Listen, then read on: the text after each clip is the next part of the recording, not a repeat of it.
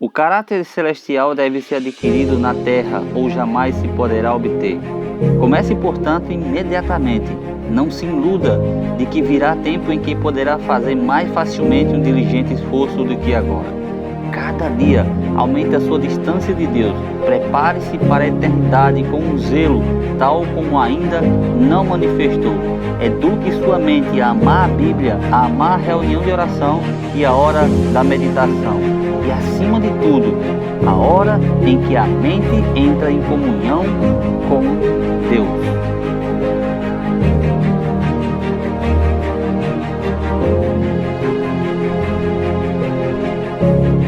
Boa tarde, povo de Deus. É isso aí, mais uma vez vamos analisar com carinho o contexto desse livro aqui, Herdeiros do Reino. Capítulo 2 é o capítulo de hoje que a gente vamos ler. Um Deus soberano.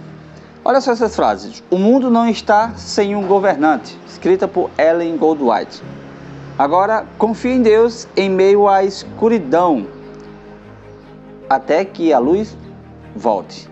É interessante a gente notar que alguns estudiosos têm dedicado anos de pesquisa tentando provar que a maioria dos eventos narrados pelo livro de Daniel, eles são mentirosos. A gente sabe que muito tempo eles disseram que não tinha comprovações arqueológicas e tudo mais, mas sabemos que a arqueologia descobriu artefatos que comprovam a história de Nabucodonosor, a história também do próprio livro de Daniel, e a gente vemos tudo isso. Logo depois eles vieram dizer que era uma perfeição, era tão perfeito a descrição do livro de Daniel, que Daniel falava e tudo se cumpria perfeitamente. Então ele dizia que Daniel só poderia ter escrito os eventos depois que aconteceu. Mas a gente sabe que dentro desse contexto existe algo sobrenatural dentro do contexto do livro de Daniel. Se você perguntasse a algum historiador cético a opinião dele acerca do livro de Daniel e da conquista de Jerusalém por Babilônia, a resposta que eu veria seria mais ou menos assim: cerca do ano 605, um evento muito comum para a época aconteceu. Foi algo que conhecemos como a lei do mais forte.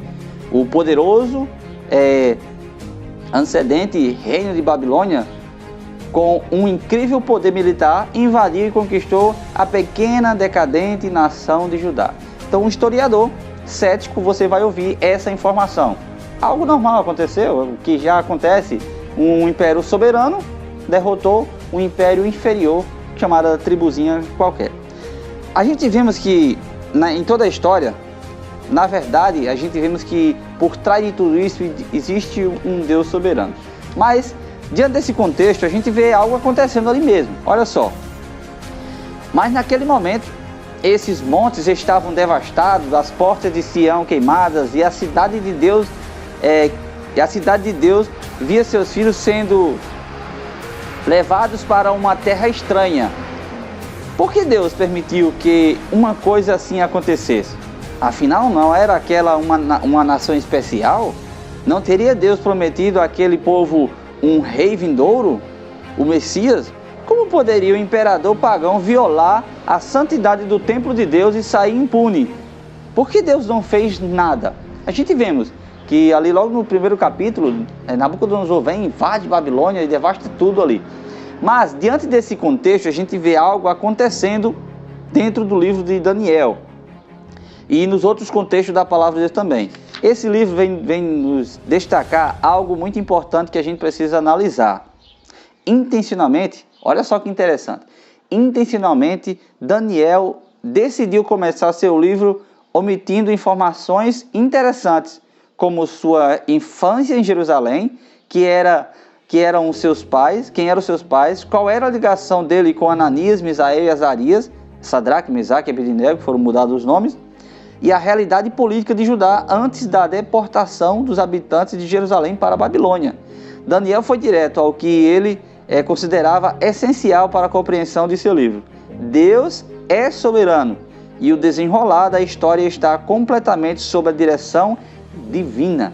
Então, o que Daniel queria deixar bem claro é que Deus, ele quem está no controle de toda a história. Até mesmo no capítulo 2 a gente vê o próprio rei Nabucodonosor tendo um sonho e ele não sabendo de nada, nem os encantadores, nem os homens que estavam ali, o próprio Deus ele falou para Daniel o que ia acontecer no decorrer de toda a história. Agora, uma coisa a gente precisa analisar com carinho. Deus, ele tem permitido muitas coisas acontecer no meio do povo de Deus. Olha só, infelizmente muitas vezes pensamos que quando tudo dá errado é porque Deus não nos ouve, não existe ou não se preocupa conosco. Mas quando coisas boas acontecem, nossa tendência é pensar que foi o acaso que nos protegeu ou simplesmente as circunstâncias da vida que nos levaram àquele ponto. A pergunta a ser feita é: por que as evidências positivas não nos aproximam de Deus? Na mesma proporção que as dúvidas nos afastam deles. Por que as evidências positivas não nos aproximam de Deus? Na mesma proporção que as dúvidas nos afastam de Deus. Uma coisa que a gente tem que analisar. A gente sabe que todo o contexto da Bíblia é extraordinário, é maravilhoso. Mas quando a gente surge qualquer dúvida, alguma provação, alguma coisa que acontece na nossa vida, essas coisas nos afastam de Deus. E quando todas as evidências comprovam que Deus, ele é um Deus soberano, que veio conduzindo a história e está conduzindo a tua vida até nesse exato momento.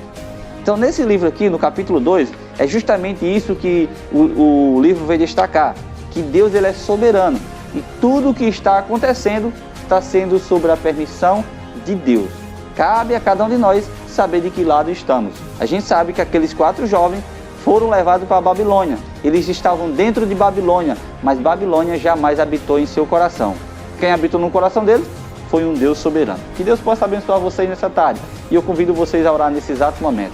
Senhor Deus e eterno Pai, te agradecemos por essa mensagem, que teu santo e bom Espírito venha habitar em nosso coração, Senhor. Esteja conosco em nome de Cristo Jesus. Amém.